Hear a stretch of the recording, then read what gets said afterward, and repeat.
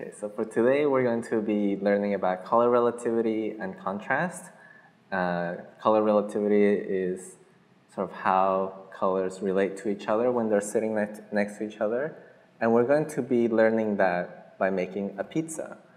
We'll be collaging a pizza with our own ingredients, so you can add your own pepperoni, your mushrooms, your onions, and all of that, while thinking about how those colors relate to each other.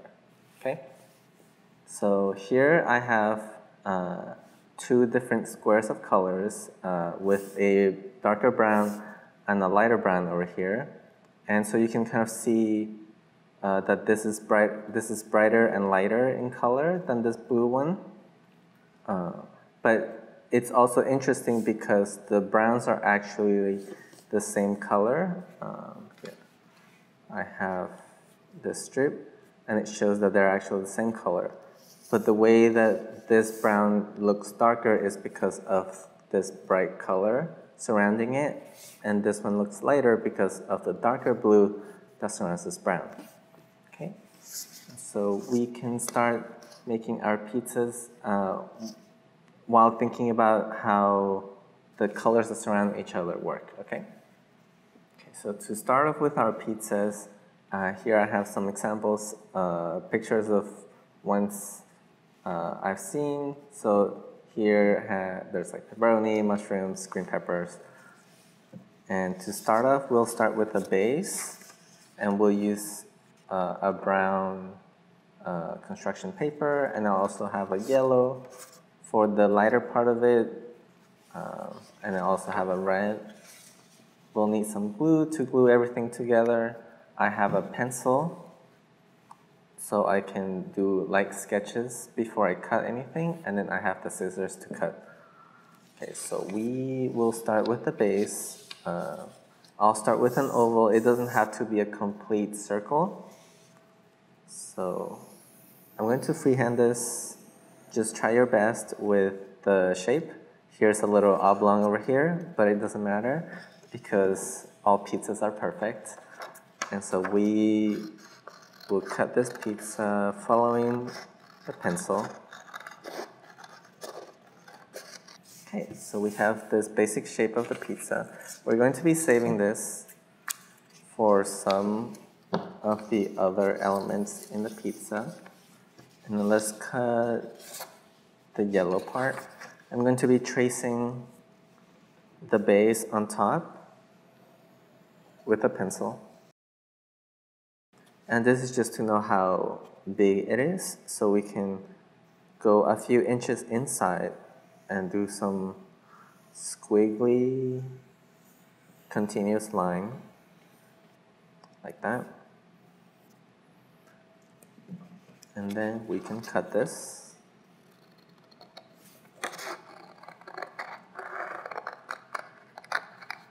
And then, since this fits pretty well, I think I'm going to go directly and glue it on top.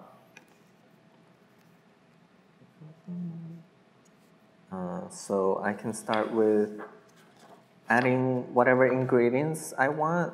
You can also add whatever you want. For now, I think I'll add some pieces of tomatoes. So I'll use this red, cut out small pieces.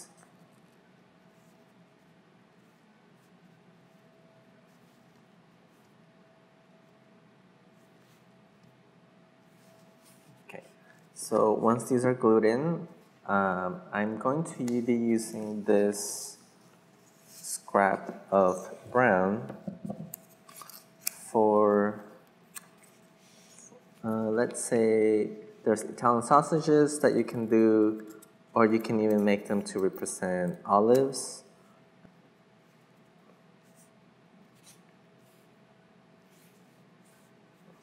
So one other thing we can start thinking about in terms of color is that you'll notice how warm everything is, and warm is a term that I use to describe kind of yellows and reds and these browns. So they're very warm colors. Maybe think about like fire. Fire is very red also, and yellow. And so these pictures, I think you'll notice that something common is the spinach leaves or the green peppers, and the green actually breaks up the warm colors and it adds an element of coolness to it. So let me find a little bit of green that we can use just as an example. So for example, if I added a little bit of green on top, it really kind of changes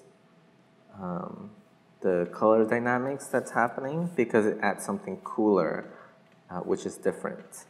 And that is the reason why you'll see green and purplish onions on pizzas all of the time, because it will make the food look very appetizing and it will make it taste better.